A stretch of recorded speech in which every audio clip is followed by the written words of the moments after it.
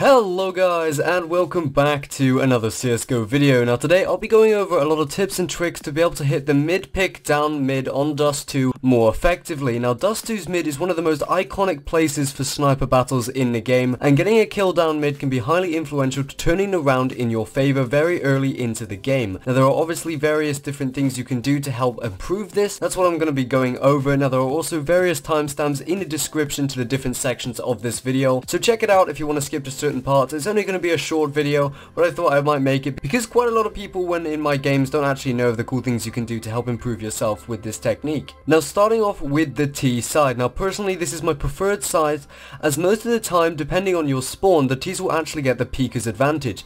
Now this means that you'll be able to see them before they see you because you already have the angle, which means they have to peek their shoulder first, and this technically gives you a very short period of time, but obviously reactions are everything when it comes to those who get the kill, so as long as you have a slight advantage, that's the best thing. Now the best place to stand as a T is actually on the far right of the kind of gap area, as this is the one area which cannot easily be wallbanged from CT, and it gives you an ever slightly wider gap for the door. Now another great spot if you spawn right in front of the mid area is to jump into Suicider early on, and if you peek mid from the corner only the top portion of your head is exposed and you'll be very safe peeking from this angle. Now the next thing you need to do is figure out what kind of reactions you have. Now whether you think you're fast enough or slow enough can really depend on where you should aim. If you think you're fast enough, then aiming on the very left gap of the mid door and trying to go for the body shot kill with an AWP is obviously the best thing to do. But if you're like me and you have slightly slower reactions, then holding your aim to the left of the door and just going for a tag or maybe the headshot through the wall kill is very easy, and it means that you can definitely get some pretty easy simple damage at the start of the round,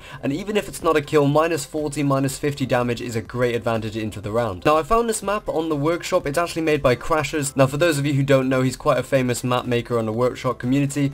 Either way, this map is exceptionally awesome at trying to train your mid peeking strats, because basically he set up a bunch of bots that run across mid. You have different difficulties you can set it on, you can use the different weapons, there's loads of different options you can mess around with, and the best thing is you can just train over and over again and get that mid peek dead on perfect. Now obviously this isn't going to reflect the real life situation, because quite a lot of the time real life players will try and jump across the mid to make it harder for you to headshot them, and in the bot map he doesn't have the bots jumping, they're just running from side to side. But still, it's very good to train your aim at the start of the round before going into a Dust 2 game, so hopefully you can get the picks down mid. And if you want to check the map out, then go in the description of the video, the link is going to be right there at the top. Now I'm going to be going over to the CT side, which is a completely different story, as you're going to have to be quick on how you peek.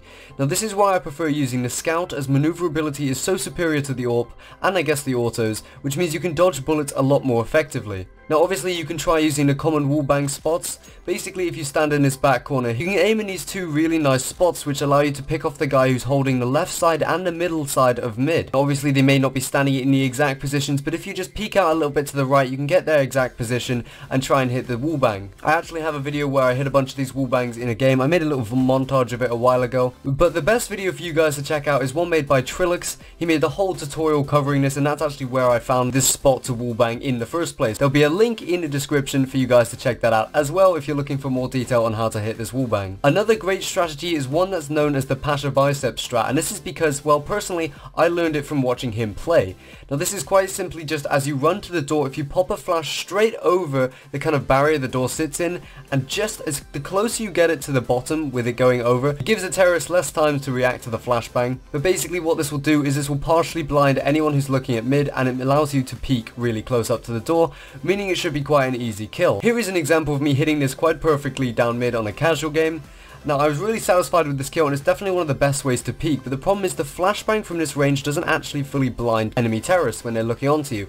This is why it's probably better for you to have a teammate who rushes short as fast as they possibly can, maybe getting a boost up on the boxes or just running around rapid Sonic style, and if they pop a flash straight over into mid, then that will blind any terrorists as well, allowing you to get this kill much easier. However, personally for me, I just try and run across and challenge with the Scout, as I'm more of a fast-paced player, but the issue is the more times you cross the mid barriers, it gives the enemy terrorist more chance of hitting you, so falling back and holding from top mid if you've been tagged, or just holding top mid if you want to get the more passive play, also gives you back the peeker's advantage that I talked about earlier, and it's a great way of getting a nice pick. So in all, quite simply and obviously, if you want to improve your mid aim, then the best thing to do is to train on the training maps.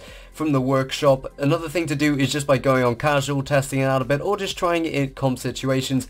Eventually, by playing it for long enough times, you'll find the positions where you think are best for hitting the headshots. But the main things to think about is if you're T-side, holding from the right or from suicide gives you a much higher chance of avoiding the wallbangs down mid. And considering you have the initial position, it should be quite easy for you to get a tag, even some damage. Even just a little bit is good enough for the start. And for CTs, definitely trying the wallbangs out is good. But just keep in mind, when you shoot through the door, you do actually get traces, so the terrorists will notice that and try and shoot back through the door. So you can get tagged, and being in a corner, it's quite dangerous as well, so be careful from that. Another thing to think about CT is definitely trying to blind the onlooking snipers, and it should be quite an easy pick. So if you have any other good ideas, share them in the comments below, and that'll pretty much cover it for this video. So I hope you enjoyed, guys, and I'll catch you in the next video.